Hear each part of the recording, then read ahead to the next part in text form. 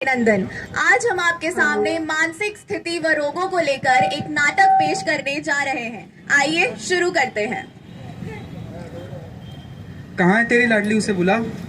खेलने गई हुई है, अभी बुलाती हूँ। आयुषी। जी मम्मी। चलो, तुम्हारे पापा बुला रहे हैं तुम्हें। आई मम्मी। हाँ पापा। कैसी है बेटा? अच्छी हूँ पापा। अच्छी। अब तेरा 10th भी खत्म हो गया। जी अब पापा। आगे क्या सोचा करने का? पापा मुझे सिंगिंग का शौक है, मुझे सिंगिंग में आगे जाना है। बढ़िया, सिंगिंग का शौक है। देख, जिंदगी में जो चीज़ अच्छी लगे वो करनी चाहिए। अपने पास किसी भी चीज़ की कमी नहीं है, धन दौलत गाड़ी सब चीज़ है। तू चाहे डॉक्टर बन या इंजीनियर बन, या डॉक्टर बन या इंजीनियर बन, समझ गई? जी पापा। जा। तो आपने देखा कि माता पिता ने अपना निर्णय अपने बच्चों पे थोप दिया। यही तो है हमारे समाज की सच्चाई, जहां पर माता पिता अपना निर्णय, अपनी रुचि अपने बच्चों पे थोप देते हैं। अरे भाई, यदि किसी को गिटार बजाना पसंद है, आप उसके हाथ में पियानो थमा रहे हैं, तो क्या वो बजा पाएगा? ऐसा करके न केवल बच्चों को हम उनकी सफलता बल्कि उनकी प्रसन्नता से भी कोसों दूर कर रहे हैं। तो माता पिता अपने बच्चों के साथ अपने विचार साझा अवश्य करें, पर कृपया उन्हें उन पे थोपे ना। Hello mummy. हेलो बेटा, क्या कर रहे हो?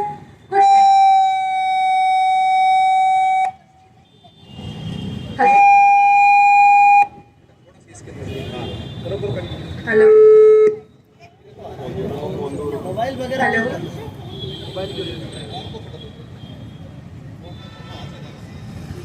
हेलो। हेलो। हेलो। कुछ नहीं मम्मी, बस अभी कोचिंग से आई थी और खाना वाना खा के पढ़ने बैठी थी। वाह, बहुत बढ़िया। आते ही पढ़ने बैठ गई तुम। सब समझ में आ रहा है ना तुम्हें? तो आ रहा है मम्मी, इसमें दिक्कत है। तो डाउट काउंटर जाया करो तुम। डाउट काउंटर तो जाते हैं, बट फिर भी देखो बेटा, कोई दिक्कत नहीं होती, सब बहाने होते हैं। अपने गोल से बिल्कुल भी डिस्ट्रैक्ट मत हो तुम। जी मम्मी। पढ़ाई से हर चीज का सोल्यूशन हो जाएगा, बस पढ़ाई करो तुम। जी मम्मी। ठीक है, रखती हूँ। ठीक है। अंक कम आए तो पिताजी आग बबूले हो गए। जब थोपी गई थी माता पिता के द्वारा अपनी बच्ची पे अपने निर्णय की धारा, तो क्या सच में था उस बच्ची का कसूर सारा? हेलो बेटा। हेलो पापा। कैसी है? अच्छी हूँ, आप कैसे हो? ठीक है। तेरे टेस्ट का रिजल्ट आया अभी। जी पापा। इतना अच्छा टेस्ट किया तूने। फिजिक्स में से 180 में से 40 नंबर आए हैं तेरे। वो पापा, वो फिजिक्स समझ में नहीं आई। समझ नहीं आ रही? कैसे नहीं आ रही? यूं निकालेगी क्या नीट तू? शर्मा जी की लड़की ने एक बार में निकाला था नीट। पूरे परिवार में बात फैल गई, लड़की डॉक्टर बनेगी। यूं बनेगी क्या डॉक्टर? मुझे नहीं पता, नंबर आने चाहिए, होना चाहिए एक बार में, कैसे भी कर। जी पापा। पापा मम्मी से बात करवाना। हेलो। हेलो मम्मी, मेरा यहाँ बिल्कुल मन नहीं लग रहा, मैं घर आ जाऊँ? चलो फिर ठीक है, तुम आ जाओ कुछ दिनों के लिए घर, और तो क्या है। ठीक है।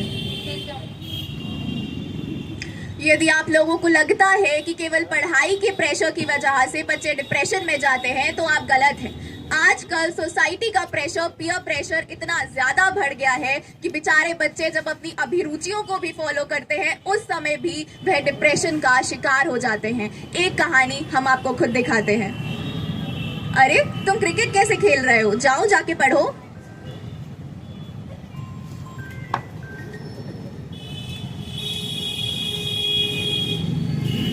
अब तुम फालतू की किताबें पढ़ने लग गए। जाओ अपनी कॉलेज की पुस्तकें पढ़ो।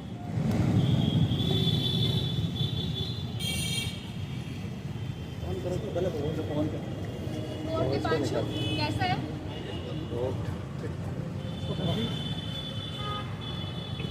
ठीक हूँ यार, बस कट रही है जिंदगी। बोल तू। चल यार, नई मूवी लगी हुई है, देखने चलते हैं। यार मैं नहीं जा रहा, मेरे को पढ़ने दे, तू जा यहाँ से। चल ना यार, वहाँ मनोज की बंदी भी आई हुई है, मजे आएंगे।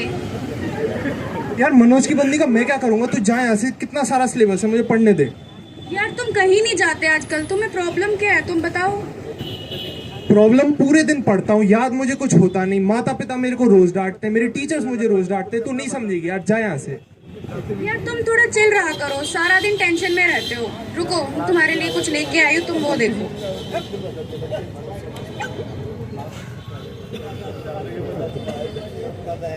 ये स्ट्रेस कम कर रहा है। तुम ये पियो। पागल है क्या तू यार? मैं ये चीजें ट्राई नहीं कर रहा। छी। यार तुम एक बार ट्राई तो करके देखो, तुम्हारी सारी टेंशन का इलाज खत्म हो जाएगा। तुम पी के तो देखो एक बार। नहीं यार, मैं नहीं पी सकता। अरे तुम पी के तो देखो एक बार।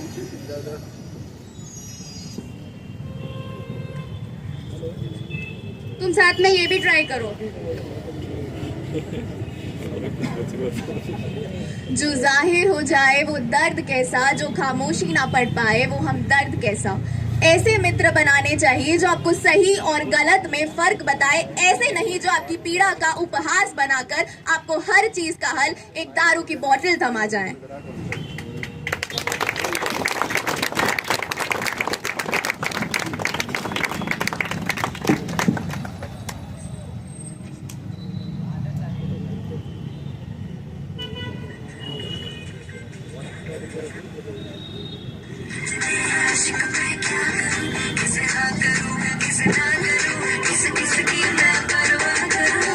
इतनी सुंदर है, मैं क्या करूं? क्या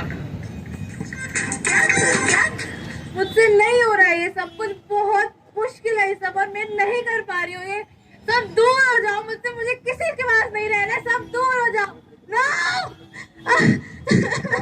आयुषी क्या हुआ?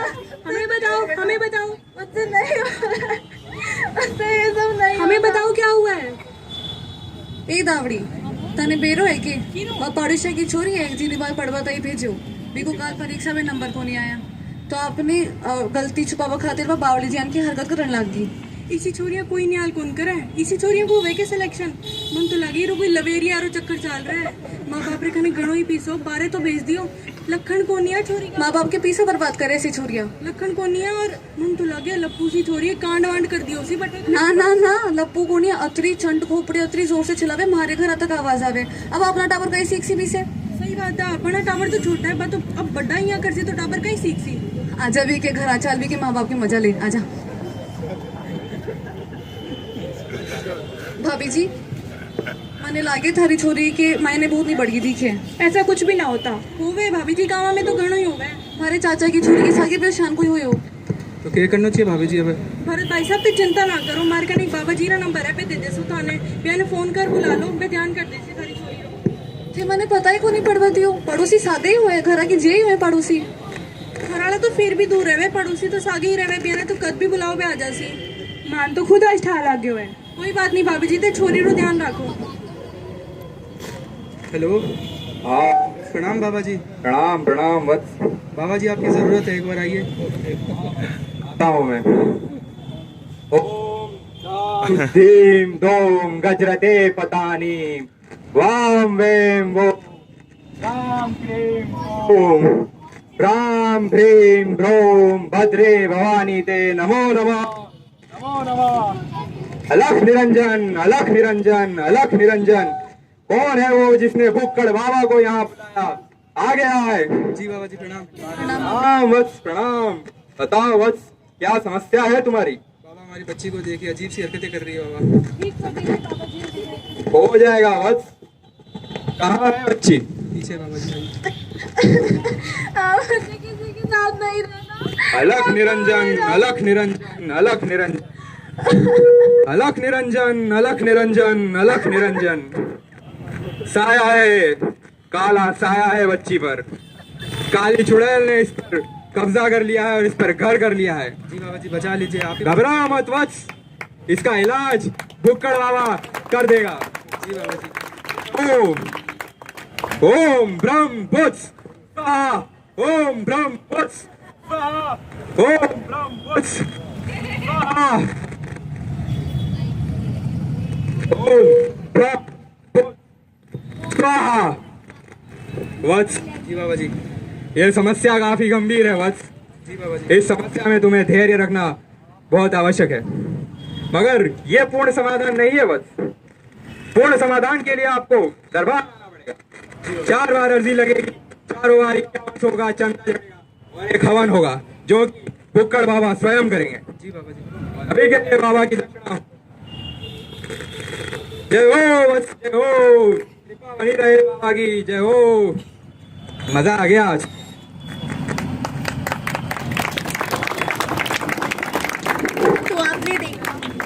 तो आपने देखा कि माता पिता ने अपनी बच्ची को इतनी नाजुक अवस्था में एक बाबा के हाथ सौंप दी। अंधविश्वास, भारत में आज भी डॉक्टरों से ज्यादा विश्वास तो बाबाओं पे किया जाता है। ऐसे बाबा जो आपके विश्वास के 1% भी लायक नहीं है क्या? हमें तो नहीं लगता। यार ये चीज़ें मुझे अच्छी नहीं लग रही यार। मैं जा रहा हूँ, I am not feeling well. मैं डॉक्टर के पास जा रहा हूँ यार। यार तुम सुनो तो सही एक बार, डॉक्टर से कुछ नहीं होगा, ऐसे ही ठीक हो जाओगे तुम। यार मुझे बिल्कुल अच्छा नहीं लगता, मेरी रुचियों में मन लगता नहीं, दुनियादारी में मन लगता। मैं जा रहा हूँ यार। अरे तुम सुनो तो सही। डॉक्टर साहब, मेरे 24 घंटे सर में दर्द रहता है, मेरा सुसाइड करने का मन करता है। कुछ कीजिए डॉक्टर साहब। अरे तुम आराम से रहो। तुम्हें कुछ डिप्रेशन जैसी कंडीशन हुई है। इतने दिनों तक क्या करते थे? डॉक्टर साहब, मेरे दोस्तों ने बोला कि दारू सिगरेट पी तो अच्छा लगेगा तेरे को, सारी दिक्कतें दूर हो जाएंगी। अरे नहीं, ये चीज़ें नहीं लेनी। मैं कुछ ट्रीटमेंट लिख के दे रहा हूँ तेरे को, थोड़ी मेडिसिन लिख के दे रहा हूँ, वो उससे ठीक हो जाएगा। और थोड़े दिन है ना अपने मन के काम किया कर, ज़्यादा प्रेशर मत लेना, ठीक है? जी बहुत धन्यवाद डॉक्टर साहब। मुझसे नहीं होगा। मुझे यहाँ से बाहर निकालो। अब इसका एक ही इलाज है।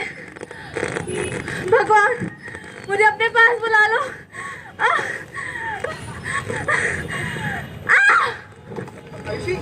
आयुषी उठ बेटा, हॉस्पिटल लेके चलते हैं। उठ। अरे बिठाओ इसको, जल्दी बिठाओ, इधर बिठाओ। क्या हुआ इसके? डॉक्टर साहब देखिए, सुसाइड अटेम्प्ट कर लिया इसने। सुसाइड अटेम्प्ट कर लिया?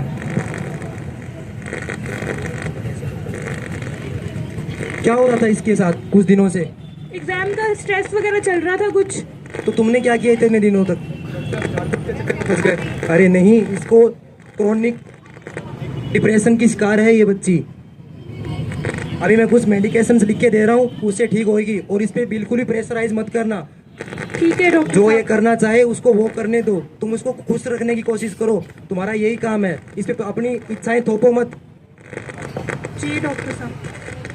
अभी मैं तुम्हें कुछ दे रहा हूँ, मुझसे ठीक हो जाओगी। बिल्कुल घबराने की जरूरत नहीं है। और सुसाइड जैसे थॉट तो बाद में आएंगे ही नहीं, ठीक है? अपनी अभिरुचियों को फॉलो करो, ओके?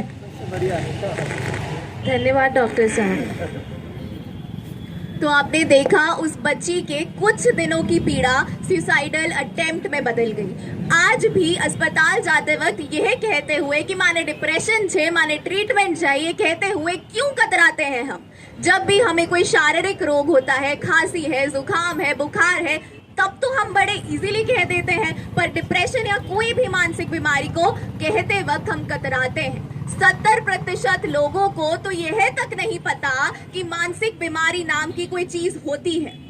आइए कुछ कारणों की बात करते हैं। पहली चीज, वातावरण। जब भी हम किसी नए वातावरण में आते हैं तो वहां पे ढलना अपने आप में एक बहुत बड़ी चुनौती होती है, जो बच्चों को डिप्रेशन का शिकार बनाती है। दूसरी चीज, पीयर प्रेशर। कोटा में हर दूसरे दिन हर दूसरा बच्चा सुसाइड नहीं कर रहा होता अगर पीयर प्रेशर एक कारण नहीं होता डिप्रेशन का। तीसरी चीज, सोशल मीडिया। आजकल सोशल मीडिया का स्तर इतना बढ़ गया है कि बच्चों को डिप्रेशन का शिकार बना रहा है। और सबसे जरूरी चीज, हिंदुस्तान जैसे यंगिस्तान में रिलेशनशिप्स के मामले में आजकल युवा लोग पता नहीं क्यों डिप्रेशन में जा रहे हैं, या बड़ों में कहें आर्थिक समस्याओं के कारण उनको ज़्यादा डिप्रेशन हो रहा है, या किसी लंबी बीमारी के कारण पोस्ट ट्रॉमेटिक स्ट्रेस डिसऑर्डर जैसी यही छोटी छोटी समस्याएं आगे चलकर भयानक मनोरोगों में बदल सकती है, जैसे schizophrenia, bipolar disorder, narcissistic disorder और क्रोनिक एंजाइटी। भारत जैसी ऐसी अर्थव्यवस्था जिसमें हम 140 करोड़ लोग रहते हैं, वहाँ पर यही चीज़ें नशे की प्रवृत्ति को बढ़ाती है, अंधविश्वास को बढ़ाती है और कालांतर में आत्महत्या की दर को बढ़ा देती है।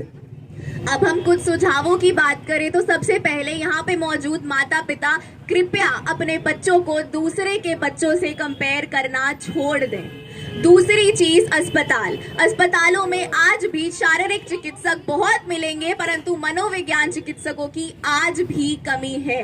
तो अस्पतालों में मनोविज्ञान चिकित्सकों की भर्ती बढ़ा देनी चाहिए। तीसरी चीज, मन की बात जैसे कार्यक्रमों को और ज्यादा बढ़ावा देना चाहिए, जिससे बच्चों को यह महसूस हो कि हम कुछ न से बहुत कुछ बन सकते हैं। और सबसे जरूरी बात, जब हम अपने आसपास किसी ऐसे व्यक्ति को देख रहे होते हैं जो बहुत लंबे समय से टेंशन का शिकार होता है, या जब हमारे साथ ही कुछ ऐसा हो रहा होता है, तो कृपया उस वक्त सचेत हो जाएं और उस व्यक्ति को पागल कहने की गलती तो बिल्कुल भी ना करें। उसे तुरंत आप हॉस्पिटल में लेके आइए और उसका डिप्रेशन को दूर करने का उपाय कीजिए। ऐसा करके हम WHO की स्वास्थ्य की सही परिभाषा यानी complete physical, mental and social wellbeing को भारत जैसे देश में भी तीनों आयामों की तरह लागू कर सकें और मानव कल्याण में अपना अभूतपूर्व योगदान दे सकें। हम आशा करते हैं कि हमारे छोटे से स्किट से हम समाज में एक बड़ा संदेश दे पाए। अंत में अपनी कुछ पंक्तियों से करना चाहूंगी। जिंदगी जख्मों से भरी है, वक्त को मरहम बनाना सीख लो। जिंदगी जख्मों से भरी है, वक्त को मरहम बनाना सीख लो। हारना तो है ही एक दिन मौत से, फिलहाल जिंदगी जीना सीख लो। फिलहाल जिंदगी जीना सीख लो। धन्यवाद।